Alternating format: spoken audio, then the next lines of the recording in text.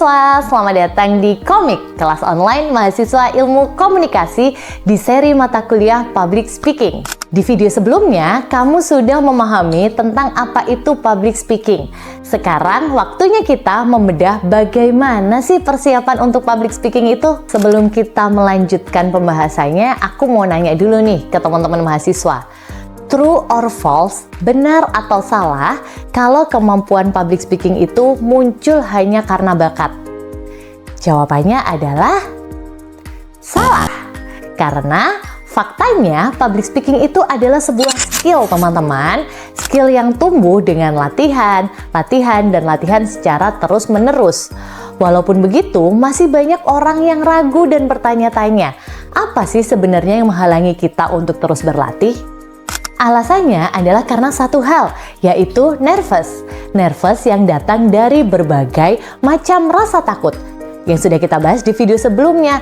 Takut salah, takut ngeblank, takut diketawain, takut dijat. Jadi harus stop ya, Kamers ya. Ketakutan yang kamu rasain itu wajar. Tapi tentu bisa kita atasi dengan sebuah persiapan yang matang.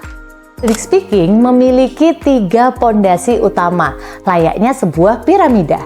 Di bagian paling bawah atau pondasi dasarnya ada 3 hal yang penting. Yang pertama adalah speech purpose atau tujuan. Kita harus tahu dulu nih, kita berbicara tujuannya untuk apa ya. Dan yang kedua adalah topic selection, artinya pemilihan topik berbicara.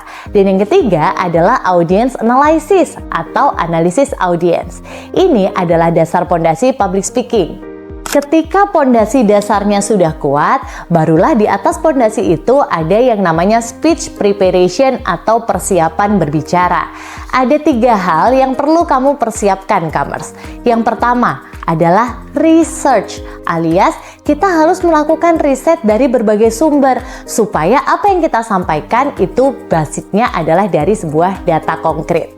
Lalu yang kedua adalah organize atau mengatur struktur. Seperti apa sih penampilanku nanti akan aku berikan, itu adalah di-organize. Lalu yang ketiga adalah support atau menyiapkan dukungan untuk materi yang akan dibawakan. Nah, di piramida atasnya lagi ada bagian terkait dengan speech practice atau latihan berbicara. Di sini, Kamers akan mencoba berlatih berbicara yang terdiri dari 2 hal yang penting, yaitu verbal delivery dan juga non-verbal delivery. Seperti konsep dasar yang sebelumnya. Pada bagian ini akan menjelaskan tentang cara penyampaian materi melalui kata-kata dan juga gestur. Dan di puncak piramidanya, akhirnya setelah pondasinya kuat, kita melakukan preparation dan juga practice, kita akan mencapai piramida tertinggi, yaitu effective public speaking. Jadi sebelum maju untuk tampil berbicara di depan umum, teman-teman Kamers harus menguatkan dulu nih piramida pondasi public speakingnya agar mendapatkan hasil yang maksimal. Teman-teman harus menjawab 3 pertanyaan pondasi ini dulu sebelum melakukan penampilan public speakingnya. Yang pertama, teman-teman harus tahu dulu apa sih tujuan public speaking kamu. Yang kedua, topik apa sih yang mau kamu sampaikan. Dan yang ketiga, seberapa baik sih kamu mengenal audiensmu sendiri.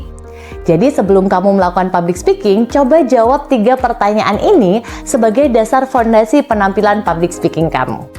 Memang persiapan itu penting banget ya buat dilakukan? Jawabannya tentunya penting banget.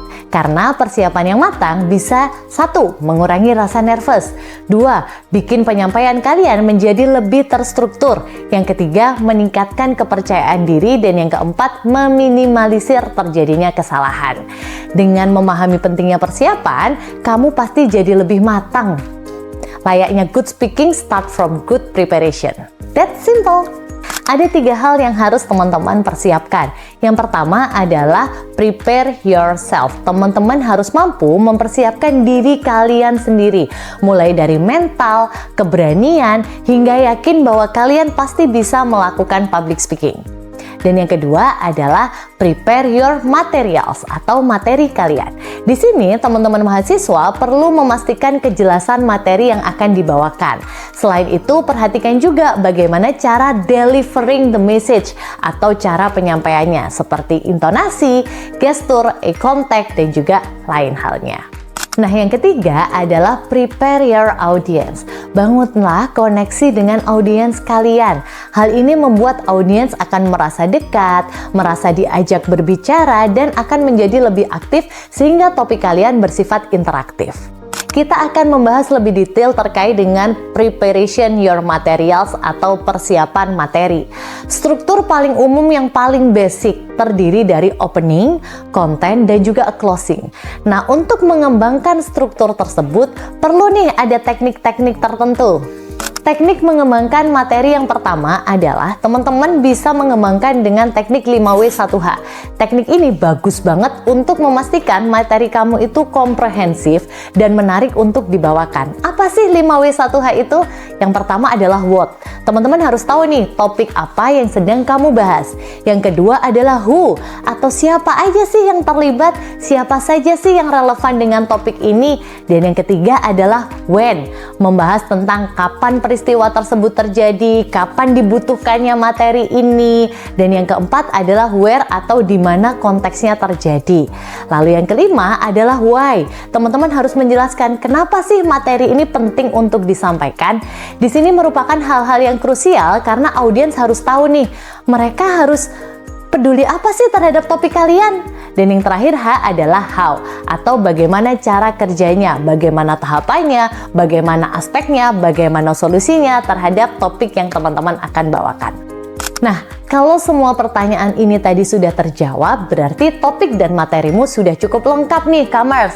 Sekarang kita masuk ke teknik yang kedua, yaitu PREP atau PREP, yang kalau di bedah itu artinya adalah point, reason, example, dan point. Ini adalah teknik ketika kamu mau menyampaikan argumen dengan kuat dan meyakinkan.